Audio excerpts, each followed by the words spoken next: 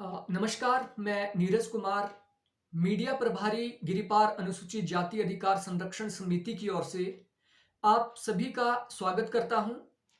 आज एक इम्पोर्टेंट मुद्दे के ऊपर हम डिस्कशन करेंगे और डिस्कशन तथ्यों के ऊपर आधारित रहेगी और जो सच्चाई है वो आज इस वीडियो के माध्यम से आप सभी लोगों को मैं पहुंचाने की कोशिश करूंगा, क्योंकि समाज के बीच विपक्ष, पक्ष और अपने ही कुछ लोग हैं जो कि भ्रम फैला रहे हैं हाटी मुद्दे को लेकर। और जो गिरिपार के अंदर हमारा अनुसूचित जाति अधिकार संरक्षण समिति द्वारा एक मूवमेंट चलाया गया था, उसके बारे में भी कई प्रकार की भ्रांतियां समाज में फैलाई जा रही है।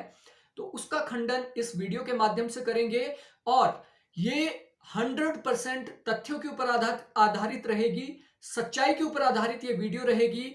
आप लोगों का कोई भी इसमें मत हो सकता है, आप कमेंट में अपना मत लिख सकते हैं। इसमें 4-5 क्वेश्चन ऐसे हैं इंपॉर्टेंट जो अक्सर पूछे जा रहे हैं या फिर मिथक या भ्रम आप कह लीजिए जो समाज में फैले हैं। पहला क्वेश्चन है, हट्टी जो जनजाति है इसे शेड्यूल ट्राइब लिस्ट में इंक्लूड कर दिया है, इसके क्या मायने हैं? इस हाटी घोषित करने से स्वर्ण समाज ने क्या पाया और क्या खोया है? दलित समाज ने क्या पाया है और क्या उन्होंने खोया है? एक प्रश्न ये इंपॉर्टेंट है, क्या गिरिपार के सभी लोगों को हाटी बनाया गया है? जैसे कि एक पोस्ट काफी लोगों द्वारा वायरल की जा रही है सोशल मीडिया पे, जिसके अंदर 14 जातियों का एक पुलिंदा बताया जा रहा है कि ये 14 जातियां क्या है, हाटी के अंदर आती है और ये इन सभी को हट्टी बनाया गया है। तो इस तरीके से भी एक भ्रम फैलाया जा रहा है। तो क्या सभी गिरिपार के लोग शेड्यूल ट्राइब बन गए हैं? एक प्रश्न ये है, क्या एरिया हाटी डिक्लेयर हुआ है या फिर सिर्फ जातियां? यानी क्या ये शेड्यूल एरिया बनाया गया है या केवल कुछ जातियों को आदिवासी बनाया गया है? ये भी लोगों के बीच काफी भ्रम फैलाया जा रहा है। एक जो बड़ा प्रश्न है, ये प्रश्न है, क्या अनुसूचित जाति ने अनुसूचित जनजाति में शामिल ना होकर अपना घाटा किया है? काफी लोग इस तरीके का ब्लेम कर रहे हैं कि कुछ जो दलित नेता थे उन लोगों ने अपने ही लोगों का घाटा कर दिया। अगर वो शेड्यूल ट्राइब में आ जाते तो उनका तो बड़ा फायदा होना था, इन्होंने तो अपने ही पैर पे कुल्हाड़ी मारी है। ये भी एक बड़ा चर्चा का प्रश्न है, इसके ऊपर भी हम बात रखेंगे। एक लोगों के बीच इस तरीके की भी धारणा बनी है कि इस आंदोलन में अनुसूचित जाति समाज की हार हुई है। तो क्या इस आंदोलन में अनुसूचित जाति समाज की हार हुई है या फिर अनुसूचित जाति अपने अधिकार बचाने में सफल रही है? यह भी एक चर्चा का विषय है, इसके ऊपर भी बात करना जरूरी है। एक प्रश्न यह भी है कि अब ओबीसी का क्या होगा, ईडब्ल्यूएस का क्या होगा? क्या उनको दोहरा बेनिफिट मिलेगा या फिर उनका ओबीसी और ईडब्ल्यूएस आरक्षण जो कि 27% और 10%, 37% जो इन लोगों को मिलता था, क्या ये 4-5% में आ गए हैं या फिर इनको दोनों हाथों में लड्डू मिलने वाले हैं? इसके ऊपर भी डिस्कशन करेंगे। क्या गिरिपार के अंदर जो रोस्टर सिस्टम था वो वैसा का वैसा रहेगा जैसे हमारे पहले प्रधान बनते थे, जिला परिषद के मेंबर बनते थे, जिला परिषद के अध्यक्ष बनते थे, हमारे समाज के प्रधानों के लिए सीटें रिजर्व होती थी? क्या रोस्टर उसी तरीके का रहेगा या फिर रोस्टर में भी बदलाव होगा इस गिरिपार को जनजाति का दर्जा देने के बाद? क्या हमारा जो 15% आरक्षण था वो बच गया है या हम भी इस 5% आरक्षण की चपेट में आ गए हैं? और सबसे लास्ट जो क्वेश्चन है जिसमें काफी चिंता जाहिर की है लोगों ने, वो है, क्या SC ST atrocity prevention act खत्म हो गया है या फिर वो बना रहेगा? अगर नहीं बना रहेगा तो उसके लिए क्या किया जाएगा? और अगला ही प्रश्न बनता है कि अनुसूचित जाति अधिकार संरक्षण समिति की आगे की रणनीति क्या रहेगी? ये सारे प्रश्न हैं जिसकी वजह से काफी भ्रांतियां लोगों के बीच फैलाई जा रही है। एक एक करके इन सभी प्रश्नों का उत्तर देने की यहां पे मैं कोशिश करूंगा। सबसे पहले 4 तारीख को जो गैजेट प्रकाशित हुआ है जिसके अंदर लिखा गया है, ट्रांसगिरी एरिया में बसने वाली हट्टी को जनजाति का दर्जा दिया जाता है और उन्हें क्या है, शेड्यूल 5 के अंदर शामिल किया जाता है। यहां पे कुछ भी स्पष्ट नहीं हो रहा है। वहां पे लिखा है गिरिपार एरिया, ट्रांसगिरी एरिया, और वहां पे बसने वाली हट्टी जनजाति, उन्हें क्या है, शेड्यूल ट्राइब में इंक्लूड कर दिया गया है। तो यहां से कुछ लोग ये निष्कर्ष निकाल रहे हैं कि हट्टी के अंदर तो 14 जातियां हैं और 14 जातियां सारी हट्टी बन गई है। इस तरीके से लोगों के बीच अफवाह फैलाई जा रही है। उसका सबसे पहले आप देख लीजिए कैबिनेट नोट जो निकला था। कैबिनेट नोट में क्लियरली कहा गया था एक्सक्लूडिंग एससी, जितनी भी गिरिपार के अंदर जो स्वर्ण समाज या फिर ऊपर वाली जो जातियां है, ऊंची कास्ट है, उन लोगों को क्या है, उन लोगों को आदिवासी बनाया जाता है। ये कैबिनेट नोट में लिखा गया था। उसके साथ लोकसभा में जो बिल पास हुआ था उसके अंदर भी ये लिखा गया था एक्सक्लूडिंग एससी, यानी जो लोग पहले से अनुसूचित जाति के लोग हैं गिरिपार एरिया में, उन लोगों को छोड़कर जितने भी ये स्वर्ण समाज के लोग हैं इन्हें आदिवासी बनाया जाएगा, इस तरीके का था। तो फाइनल भी वही होना है जो लोकसभा में पास हुआ है, जो राज्यसभा में पास हुआ है। लोकसभा सांसद श्री सुरेश कुमार जी से मेरी बात हुई, राज्यसभा सांसद सिकंदर कुमार जी से बात हुई, और जितने भी हमारे ये नेता हैं, ये बीजेपी के हो, कांग्रेस के हो, इन सभी लोगों से बातचीत हुई इस मुद्दे पे कि ये जो गैजेट में प्रकाशित किया गया है इसका स्पष्टीकरण दीजिए, क्योंकि गिरिपार की जो जनता है उनमें भ्रम की स्थिति बनी हुई है। तो सभी ने ये आश्वासन दिया, जो लोकसभा में पेश हुआ था, जो लोकसभा में पास हुआ था, वही फाइनल है, इसलिए किसी को भी घबराने की जरूरत नहीं है। दूसरी, स्वर्ण समाज ने क्या खोया क्या पाया। स्वर्ण समाज एक तो आपके जो ओबीसी के भाट देठी आते हैं, दूसरे आपके ईडब्ल्यूएस के अंदर जो आते थे, जो कि जनरल के थे, इन लोगों को 37% आरक्षण मिलता था। इन्होंने अपना 37% आरक्षण खोया है और ये 4-5% पे आ गए हैं। ठीक है, पहले अगर इनके लिए 37 सीटें आनी थी, अब इनके लिए 4-5 सीटें आएगी। इनकी जनसंख्या जैसे बढ़ेगी तो 7.5% से ऊपर रिजर्वेशन नहीं बढ़ सकती है, तो ये 7.5 के ऊपर सिमट कर रह जाएंगे। इनके लिए अगर टोटल अगर हिमाचल में 100 सीटें निकलती है तो सिर्फ 7 सीटों के लिए ये फाइट कर सकते हैं। अनुसूचित जाति के लिए 100 में से 15 सीटें रहेगी, यानी अनुसूचित जाति डबल फायदा इनके मुकाबले लेगी। अब इन्होंने और क्या खोया है, स्वर्ण समाज ने और क्या खोया है। स्वर्ण समाज की सदियों से चली आ रही वो परंपरा, जो खुद को राजपूत कहते थे, खुद को ब्राह्मण कहते थे, खुद को परशुराम की संतान कहते थे, खुद को जय भवानी के नारे लगाते थे, उन लोगों ने अपना राजपूत का दर्जा खोकर, अपना ब्राह्मण का दर्जा खोकर ये बन गए हैं आदिवासी। आदिवासी यानी शेड्यूल ट्राइब, जिनकी स्थिति शेड्यूल कास्ट से भी नीचे होती है, यानी ये सामाजिक स्थिति के हिसाब से शेड्यूल कास्ट से भी नीचे आ गए हैं। हमारे एक कहावत है कि घी और गांधे लुट किंचा टीरी, मतलब इन्होंने क्या किया कि थोड़ा सा ये जो रिजर्वेशन है, ये जो आरक्षण इनको मिलना था 4-5%, इसके लिए इन्होंने अपनी सामाजिक स्थिति, अपनी आर्थिक स्थिति, सब कुछ दांव पे लगाकर ये लोग बन गए हैं आदिवासी। तो इन्होंने खोया क्या है, इन्होंने ये सब कुछ खोया है। पाया क्या है, इन्होंने पाया है आदिवासी का दर्जा। आदिवासी का दर्जा यानी जैसे गुज्जर थे वैसे ही इन लोगों को बनाया गया है, एरिया नहीं हुआ है, इन लोगों को गुज्जर। अब देखिए, गुज्जर नाहन के अंदर पहले भी धरने पे बैठे थे, गुज्जर अभी भी सुप्रीम कोर्ट में जाने की कोशिश कर रहे हैं। तो अनुसूचित जाति समाज ने कुछ नहीं खोया है। इन्होंने अगर आरक्षण खाया है, गुज्जरों का आरक्षण खाया है, जो गुज्जरों को आरक्षण मिलता था, उस आरक्षण को इन्होंने हड़पने की कोशिश की है। इसलिए गुज्जर क्या है, सुप्रीम कोर्ट में जाने तक तैयार है। इन्होंने खोया क्या है, इन्होंने ओबीसी का 27% आरक्षण खोया है और ये 7% पे आ गए हैं, 7.5% पे आ गए हैं। और कुछ ही टाइम में ओबीसी भी आपको दिखेगा कि वो हड़तालें, धरना प्रदर्शन करेंगे, जैसे कि हमने पहले ही ये चीज भांप ली थी कि ऐसा हो सकता है, इसलिए हम लोगों को इससे दूर रखा जाए। तो ओबीसी समाज आज बैकफुट पे आ चुका है। अब यहां पे प्रश्न आता है, दलित समाज यानी अनुसूचित जाति समाज ने गिरिपार के अंदर इस हाटी जनजाति जो विधेयक पास हुआ है, उस विधेयक के पास होने से अनुसूचित जाति समाज ने क्या खोया है। पहली चीज, अनुसूचित जाति समाज ने अपना डर खोया है। अनुसूचित जाति समाज ने अपनी झिझक खोई है। अनुसूचित जाति समाज ने क्या है, समाज में जो दबदबा था इनके ऊपर वो खोया है। शिलाई के अंदर जहां पे 4 लोग इकट्ठा होने की हिम्मत नहीं कर सकते थे, वहां पे 5-5 हजार लोगों ने इनके खिलाफ अपनी आवाज को बुलंद किया है, सरकार के खिलाफ आवाज बुलंद किया है।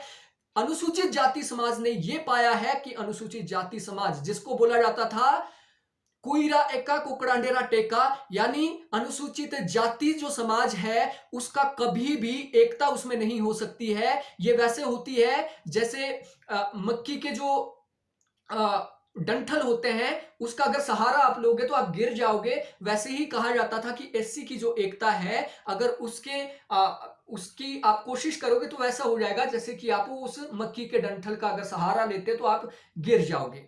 ठीक है, इस प्रकार की जो कहावतें थी उन कहावतों को झूठा किया है और एससी समाज की एकता को यहां पे बुलंद किया है। इस प्रश्न का तो आपको उत्तर मिल ही गया होगा कि क्या गिरिपार के सभी लोगों को आदिवासी बनाया गया है? ऐसा बिल्कुल भी नहीं है। जो रिपोर्ट गई थी, एथनोग्राफिक रिपोर्ट गई थी, उस एथनोग्राफिक रिपोर्ट के अंदर क्या है, 2 इसमें ऊंची जातियां थी और बाकी की जो जातियां हैं उन लोगों को, वो मिडल में थी या लोअर ग्रुप में थी, उन लोगों को एक्सक्लूड कर दिया गया है क्योंकि वो जातियां क्या है, वो जातियां पहले से अनुसूचित जाति का लाभ ले रही थी। यानी किसे डिक्लेयर किया गया है आदिवासी, आदि मानव, आदि पिछड़ा, ये किया गया है खश, कनेत और भाट, देठी। इन लोगों को क्या किया गया है, आदिवासी डिक्लेयर किया गया है। इसका मतलब अनुसूचित जाति बिल्कुल सेफ है, उन्हें डरने की जरूरत नहीं है।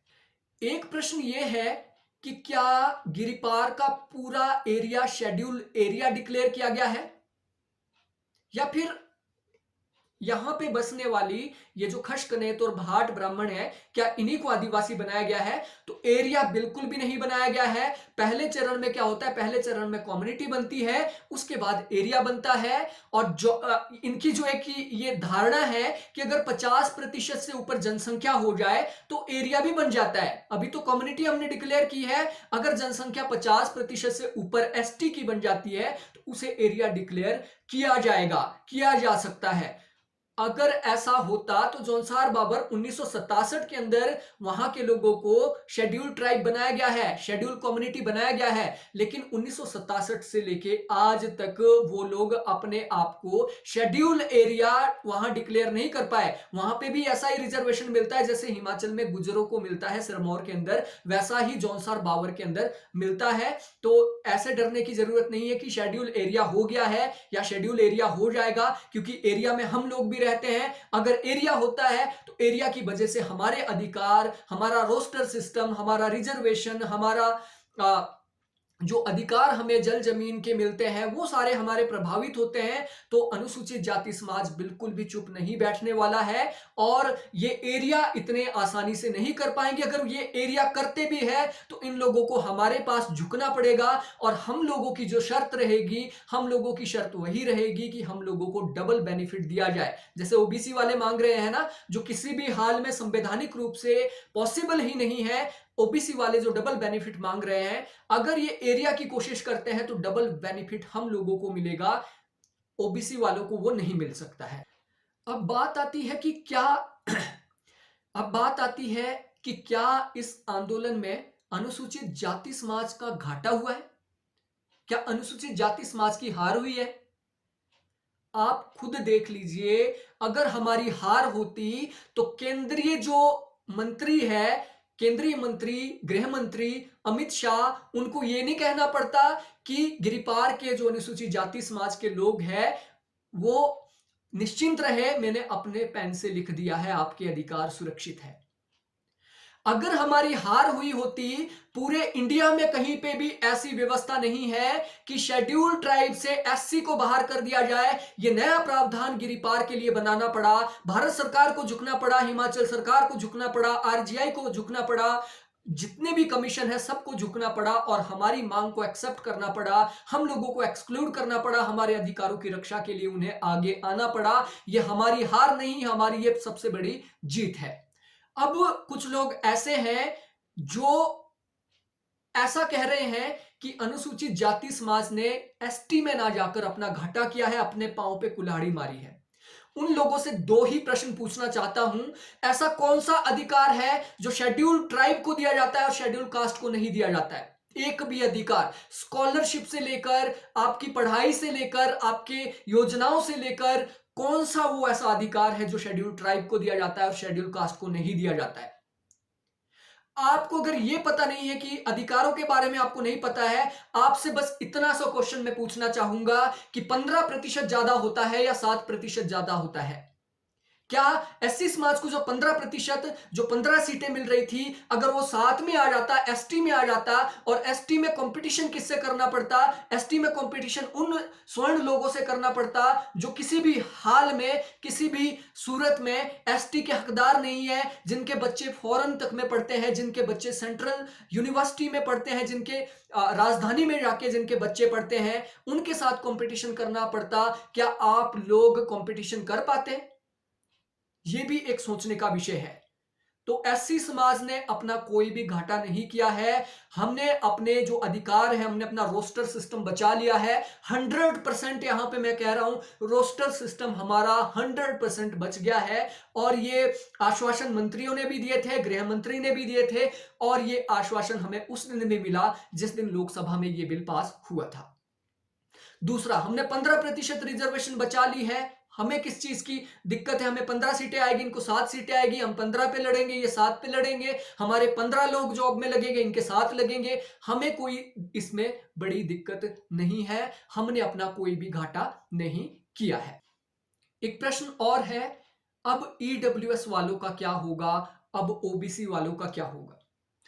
पहले दिन जब पहली प्रेस कॉन्फ्रेंस हमने की थी, उसमें हमने कहा था जिन लोगों को ओबीसी होने के बावजूद ओबीसी का फायदा नहीं मिलता, जो लोग क्रीमी लेयर में आते हैं, जिनकी 8 लाख से ऊपर इनकम है, जमीन जिनके पास 100-100 बीघा है, जिनके अपने शोरूम है, माल है, जिनके बड़ी बड़ी दुकानें हैं, जो लोग शिमला, सोलन, नाहन जैसे शहरों में बसते हैं, ओबीसी समाज के लोग जिनको ओबीसी का लाभ नहीं मिलता था, उन लोगों को एसटी से लाभ मिलेगा। और जो गरीब ओबीसी, जो एक्चुअल ओबीसी लोग थे, जो नॉन क्रीमी लेयर थे, जिनकी 1 लाख 2 लाख सालाना इनकम थी, 30-40 हजार रुपए सालाना इनकम थी, जो लोग ओबीसी का फायदा लेते थे, जो ओबीसी का सर्टिफिकेट बनाते थे, अब उनका कंपटीशन एसटी से होगा। और एसटी में स्वर्ण समाज होगा, एसटी में ऊपरी जातियां होंगी, एसटी में वो लोग होंगे जो बड़े बड़े शोरूम, बड़े बड़े मिल, बड़े बड़े जो खदाने हैं, उनके जो मालिक थे, उनके बच्चों के साथ उनको कंपटीशन करना पड़ेगा। अब जो बड़ा प्रश्न है और सबसे चिंता की जो बात है, जो लगती है लोगों को, वो है SC ST atrocity prevention act का क्या होगा। पहली बात तो मैं आपको बताना चाहता हूं कि क्या आपको पता है एससी एसटी एट्रोसिटी एक्ट क्या है? क्या आपने कभी एससी एसटी एट्रोसिटी एक्ट का आज तक यूज किया है? क्या आपके गांव में किसी ने एससी एसटी एट्रोसिटी का एक्ट लगाया है? जिसने लगाया है उसको पूछना, जिसने एससी एसटी एट्रोसिटी एक्ट का प्रयोग करने की कोशिश की है, उसके खिलाफ पूरा समाज हो जाता था और ना के बराबर इसमें जेल होती थी लोगों को। क्योंकि एससी एसटी एट्रोसिटी एक ऐसा एक्ट था, अगर आपको कोई जाति के आधार पर गाली देता है, आपको जाति के आधार पर अगर प्रताड़ित किया जाता है, तो उससे आपको वो क्या है, उससे आपको वो संरक्षण प्रदान करता था। लेकिन आज के टाइम पे ये तो खुद शेड्यूल ट्राइब बन गए हैं, ये तो खुद आदिवासी बन गए हैं। आदिवासी से तो ऊपर का दर्जा है एससी समाज का। अब किस आधार पे ये आपके साथ जाति आधारित एट्रोसिटी करेंगे? अभी तो चलो ये लग रहा है कि करेंगे, लेकिन आने वाले टाइम में इनके साथ एट्रोसिटी ना हो जाए, ये भी एक सोचने की बात है। ये एसटी के लोग हैं, जब ये ट्रांसगिरी से सिसगिरी में जाएंगे, सोलन में जाएंगे, शिमला में जाएंगे, इनको ऐसे देखेंगे कि आदिवासी कहां से आ गए। और दिल्ली में तो इस तरीके की व्यवस्था है कि आदिवासी अगर नाम सुन लिया, कई जगह तो रूम भी नहीं उनको देते हैं, कि आदिवासियों का तो ऐसा सिस्टम है कि इनको अपने बीच रखना थोड़ा मुश्किल है, क्योंकि ये मेन स्ट्रीम के लोग नहीं है, आदिवासी ये पिछड़े हुए हैं, इनकी सोच भी वैसी है, इस तरीके से सोचते हैं लोग। इसलिए जो एससी एसटी एट्रोसिटी एक्ट था, वो जाति के आधार पर अगर किसी के साथ प्रताड़ना हो तो उससे वो बचाता था। लेकिन असली जो एक्ट यहां पे लगेगा, उसकी जानकारी सभी को होनी चाहिए। असली एक्ट जो यहां पे लगेगा, वो लगेगा सिविल राइट प्रोटेक्शन एक्ट। ये SC/ST एट्रोसिटी एक्ट तो खत्म कर सकते हैं, सिविल राइट प्रोटेक्शन एक्ट खत्म करके बताओ। ये हमारी सबसे बड़ी पावर है। हमारा संविधान खत्म नहीं हुआ है, हमारे संवैधानिक प्रावधान खत्म नहीं हुए हैं, इंडियन पिनल कोड आईपीसी जो है वो खत्म नहीं हुआ है, कानून व्यवस्था खत्म नहीं हुई है, वो सब कुछ यहां पे जारी रहेगा। और सिविल राइट प्रोटेक्शन एक्ट एक ऐसा एक्ट है, फॉर एग्जाम्पल ये आपको गाली देते हैं, ठीक है, आपको जाति आधारित ये गाली देते हैं, कोई बात नहीं, आपके ऊपर अगर ये उंगली भी उठाते हैं, आपको अगर ये टच करने की भी कोशिश करते हैं, तो इनके ऊपर 100% क्या है, पूरा जो मुकदमा होगा इनके ऊपर पूरी प्रावधान होगा। दूसरी चीज, क्या हम लोगों के ऊपर एट्रोसिटी हो सकती है? क्या ये पॉसिबल है? अगर हम यूनिटी में रहेंगे तो क्या ये हमारे ऊपर एट्रोसिटी कर सकते हैं? आज मधुमक्खी का जो एक छाता है, उसमें अगर कोई उंगली डालने की कोशिश करेगा मधुमक्खी के छाते में, जैसे ऐसी समाज की एकता आज के टाइम पे बनी है गिरिपार में, अगर एक आदमी को ये टच करेंगे तो आपको क्या लगता है कि जो मधुमक्खी का जो छाता बना है, ये एकता में जो लोग बंधे हैं, ये क्या चुप रहेंगे? बिल्कुल भी नहीं। मधुमक्खी के छाते में कोई टच भी नहीं कर सकता है, इसलिए एट्रोसिटी करने की बात वो गई, वो जमाने गए। अब ये लोग एट्रोसिटी हमारे लोगों के ऊपर नहीं कर सकते हैं। तो सबसे लास्ट में कंक्लूजन में आपको यह बताना चाहूंगा, गिरिपार जो है वहां के जो खशकनेत ब्राह्मण, जिसे भाट कहा गया है, देठी कहा गया है, पाबुच कहा गया है, देवए कहा गया है, इन लोगों को शेड्यूल्ड ट्राइब बनाया गया है, इन्हें आदिवासी बनाया गया है। हम लोग सुरक्षित हैं, हम लोग एक्सक्लूड है, इसलिए हमारे सारे अधिकार सुरक्षित है, हमें डरने की जरूरत नहीं है। और आगे की रणनीति की अगर मैं बात करूं, अब देखिए हम लोगों को पहले से ही ये पता था, जिस दिन आरजीआई ने इसे हरी झंडी दी उस दिन से ही हम लोग यूनाइट हो गए। हम लोगों ने लोगों को जागरूक करने की कोशिश की कि अगर हमारे अधिकार गए इसकी वजह से तो हमें बड़ी दिक्कत आएगी। इसलिए हमने एक स्ट्रेटेजी के थ्रू हाई कोर्ट में अपनी रिट पिटीशन की है। हाई कोर्ट में हमारा केस अभी चला हुआ है, हम लोग हारे नहीं है, हाई कोर्ट में हमारा केस चला हुआ है। और अगर हमारे अधिकारों के ऊपर किसी भी प्रकार की आने वाले समय में ये लोग अगर कोशिश करते हैं, तो वो जो कोर्ट में जो केस चला हुआ है, न्यायालय हमारे पास बचा हुआ है, ये जो संसद है, ये जो विधानसभा है, ये जो हमारे एमपी है, ये जो विधायक है, ये वोट बैंक की राजनीति करते हैं। और वोट बैंक के लिए किसी को, अच्छे खासे आदमी को, ये आदिवासी तो क्या जानवर भी बना सकते हैं, ठीक है। लेकिन जो हमारी जुडिशरी है, जुडिशरी के ऊपर हमें 100% विश्वास है, और जुडिशरी हमें न्याय देगी अगर हमारे साथ कुछ भी इन्होंने गलत करने की कोशिश की। एक चीज और हम कहना चाहते हैं कि इन लोगों को आपने आदिवासी बनाया है, हमें उससे कोई आपत्ति नहीं है। इन लोगों को आदिवासी बनाओ, इन लोगों को आदि मानव बनाओ, इन लोगों को जंगली बनाओ, पिछड़ा बनाओ, जो मर्जी बनाओ, हम लोगों को उससे आपत्ति नहीं है। हम लोग शुरू से जो आंदोलन कर रहे थे, शुरू से जो हम डिमांड कर रहे थे, वो हम ये डिमांड कर रहे थे कि हमारे अधिकारों को सुरक्षित रखा जाए, और हमारे अधिकार अभी तक अधिकतर सुरक्षित है। इसलिए किसी को भी घबराने की जरूरत नहीं है, सब लोग एकता में रहिए। अगर कल को ऐसी दिक्कत आती भी है, कल को अगर हम लोगों को आंदोलन करना भी पड़ता है, अगर हमारे अधिकारों के ऊपर कैंची चलाने की कोशिश की जाती है, आने वाले समय में शामलात के मुद्दे हैं, हमारे लोगों के पास जमीन कम है, हम लोगों को उसके मुद्दे भी लड़ने हैं, हमारे पास 100 प्रकार की प्रॉब्लम्स है, उसके ऊपर भी हम लोगों को काम करना है। इसलिए हम लोगों को अपनी यूनिटी बना के रखनी है। शिमला में कोई बैठा है सब्जी बेचने, वो कह रहा है सचिवालय का घेराव करो, कोई अपनी राजनीतिक रोटियां सेकने की कोशिश कर रहा है, किस उन्होंने अपनी पार्टी बना ली है, आने वाले टाइम में अपने विधायक खड़े करने की वो कोशिश करेंगे।